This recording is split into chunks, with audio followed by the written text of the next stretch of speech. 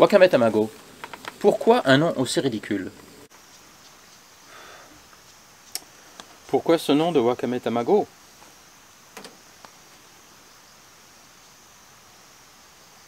Simplement parce que c'est unique, personne n'y a pensé,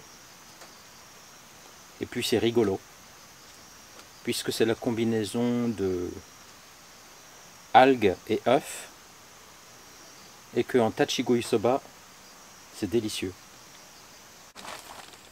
Wakame Tamago, présentez-vous. Donc, Wakame Tamago, moi je suis français, 20 ans au Japon, 10 à Tokyo, 10 ici dans le village. Et ici quand même, c'est une vie qui vraiment nous inspire. C'était pas vraiment le cas à Tokyo, c'était un peu difficile pour moi. Mais ici, oui, je suis inspiré et je me sens vraiment en phase. En fait, je marche sur les pas de mon grand-père, de mes ancêtres. Je fais les mêmes choses qu'eux, à part les bandes dessinées.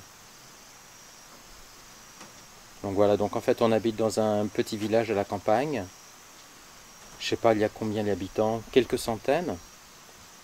On est au nord de Himeji, dans la région du Kansai.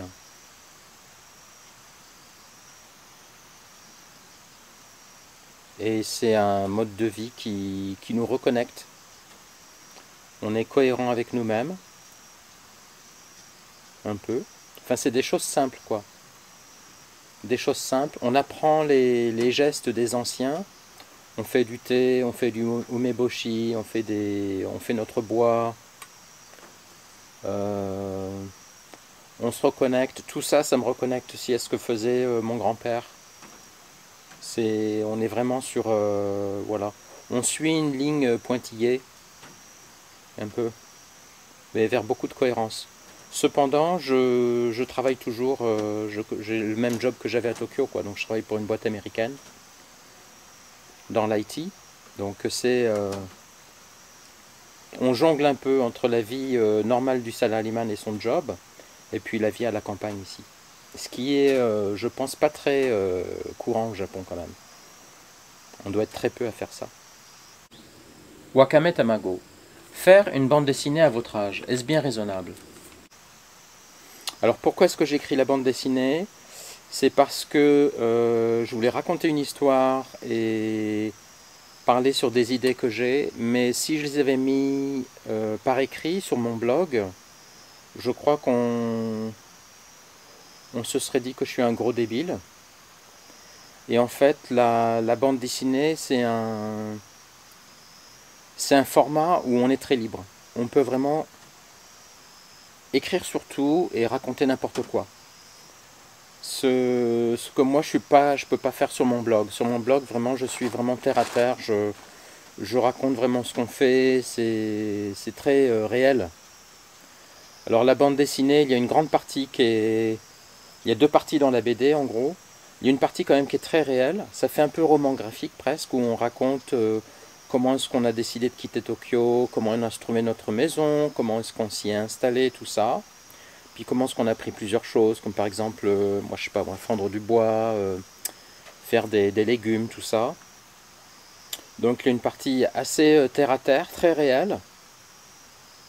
Je dirais que c'est quasiment pas une BD, c'est plutôt le style roman graphique en fait. Et puis il y a une autre partie qui est beaucoup plus fantaisiste, où alors là on prend vraiment la tangentielle là. On part en tangente, on prend la tangente.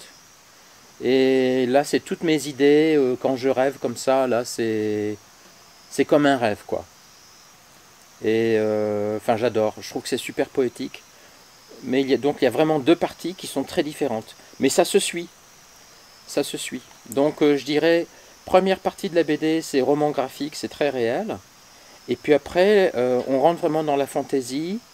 Et alors c'est là les choses que vraiment je pourrais pas écrire. Parce qu'on dirait vraiment que je suis un gros débile. Et donc là, je me libère complètement parce que justement dans la BD, on est complètement libre, quoi. Même si on dessine pas comme un pro, on peut vraiment raconter n'importe quoi. Donc c'est pour ça que j'ai fait la BD, voilà.